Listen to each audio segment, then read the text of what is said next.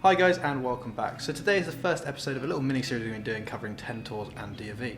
This can be quite a confusing time for parents as youngsters going out and doing these different events, and it can also be quite an expensive time. So what we're going to try and do is give you a few helpful tips and tricks, talk you through some of the kit you might need, and in today's episode we're going to look at where you should be investing some of your money if your kid needs the kit.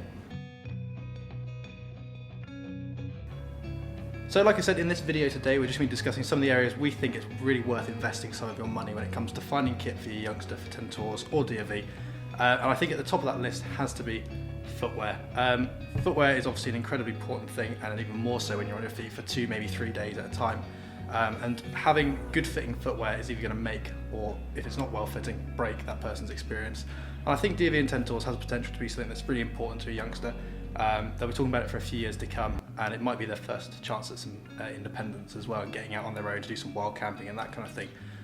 So having a nice, comfortable experience is really, really important, and that's got to start with your footwear. We're not going to go into sort of the deep details of that. I think it's best safe when you come in for a footwear fitting, and that kind of leads on to the next point, and that's having these boots properly fitted. Boots aren't cheap, there's no way around that really, but come into one of our stores, we'll fit you properly, and you'll get a really good lifetime out of these boots, and you'll go away reassured that they're going to fit and your kid's going to have a really good time.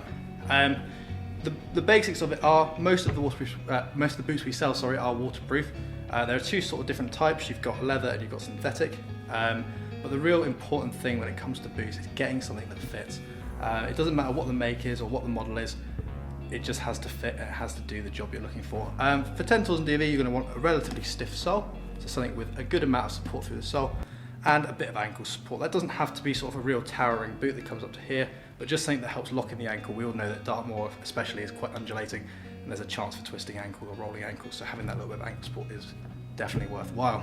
So footwear is a really good place to start. It's a really worthwhile place to invest some money in, and it's certainly going to help with that youngster's experience. So definitely come into one of our stores and definitely get a proper fitting when it comes to your footwear. But that is the first place to invest a little bit of money. Okay, so the next one is going to be rucksacks. As you can see, I can only just see over the top of this one because it's quite a big option. So 50 litres upwards is kind of what we're recommending. I would suggest most schools and most people will go for 65. Going for a slightly bigger literage gives you a little bit more flexibility with the other kit you're going to be purchasing. So if, for example, you want to invest a little bit more money in your walking boots and your bag, you want to save a bit of money on your sleeping bag, so it's going to be a bit bulkier and a bit bigger, then with a bigger literage bag, you've got the opportunity to do that without having to worry about fitting it all in. So I would suggest that 65 is a really good starting point. 50 may be a little bit small for most people unless you've got some really nice gear that you've been handed down by someone. But 65 is certainly a good capacity. You could go up a little bit if you wanted to, but I think for the majority of people, 65 is a good place to start. In terms of the bags themselves, we do two different brands here that cover sort of trekking packs. One is Osprey and one is Low Alpine. Both make fantastic bags. Both make high quality products, so you've not got to worry about things failing or breaking on your trip. But what is important and what covers both sort of categories as well is fitting. It's a bit like boots. I would imagine you're probably going to want to do this at the same time you do your boots, and that is have a proper fitting for your rucksack. So rucksacks not only come in sort of different genders, so men's and women's, but they also come in different back lengths as well, and most of those are small, medium, and then medium to large. The back length is determined by the distance between your shoulder and your hip bone as well. So we do a little video, I'll pop that up just up here for you so you can have a little look at it, about how to fit a pack. But we'd recommend you come into store, we'll do a full fitting, we'll talk you through all the features, how everything works, and we'll also pop some weight in the bag, so we'll give you a realistic expectation of what weight you'll be carrying, and we'll fit the bag properly for you. There's a lot of different options when it comes to fitting. Obviously we've got what we just discussed, different back lengths, different genders, but then even within those different back lengths, you've got different options and different adjustments for the back system as well, which you can just see here. So you can actually move this back system to fit you perfectly. So when you come into store, have a chat with one of our team and they'll help you fit this backpack perfectly and make sure it's nice and comfy. Along with walking a lot of distance, you're going to be carrying a substantial amount of weight. So this is a really nice place to invest some money, and it's going to make that trip a whole lot nicer. Okay, so the next one on the list is sleeping bags or sleeping systems. In front of me here we have a sleeping bag, but you could also look at roll mats as well. It kind of covers both little areas there. Sleeping bags are a good example of somewhere you can spend either a lot of money or not a lot of money, and you'll get sort of different features depending on where you are on that market. So sleeping bags are nice and important. Obviously it's going to give your kid a really good night's sleep, so it's certainly something that's important to invest a little bit of money in, but maybe not as essential as your walking boots in your bag. Like I said, if we go a little bit higher on the literage of the rucksack, then we can afford to have a slightly bigger sleeping bag. We don't have to worry quite so much about keeping everything small. In front of me here we have a synthetic bag. There's two different versions when it comes to sleeping bags. You've got synthetic and you've got down. So synthetic, it's obviously cheaper, but it doesn't pack down as small, it's a little bit heavier. Down is considerably more expensive, however it packs down a lot smaller, it's a lot lighter. So it depends a little bit on what you want to invest in this and how much money you want to spend. Synthetic bags have come a long way and they're certainly far better in terms of pack sizes than they used to be. But you can see here, this is a really good option for you. This is the Rab Solar 3, so that will meet most criteria for most schools. It's really worth bringing your paperwork along when you come into the store so we can have a look at what your school recommends. Obviously every school's got a slightly different take on things, so it's definitely worth doing that with us. But like with anything, we will talk you through sleeping bags when you come into the store. We'll have lots of different options for you to look at and explore. And a little bit like rucksacks and boots that are different fits as well. So if you're a little bit shorter, you might go for a slightly shorter leg bag, but we also do long bags as well. So if you're quite tall for your age, we can look at a long bag as well. So another thing to look at, maybe investing a bit more money in, is a sleeping bag.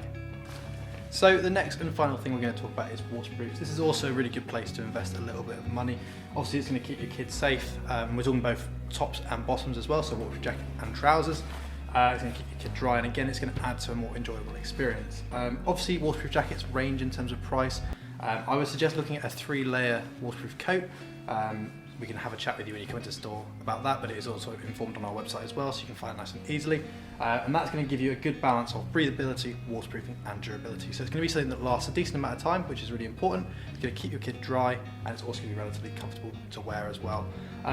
This kind of thing is really important. You can obviously get away with a slightly cheaper option, but if you want to sort of improve the experience of Ten Tors or DofE, then this is a really good option for you. Obviously it rains a lot in the UK, and protecting against that is worthwhile. It's also something they can use sort of day in, day out, especially in the UK. Like I said, you're going to be using it a lot, so it's worthwhile spending a little bit of money on that. Like I said, we do things all the way up to sort of £400. That's probably way more than you want to spend for a Ten Tors jacket, but around the £100 mark would be a really good place to have a little look.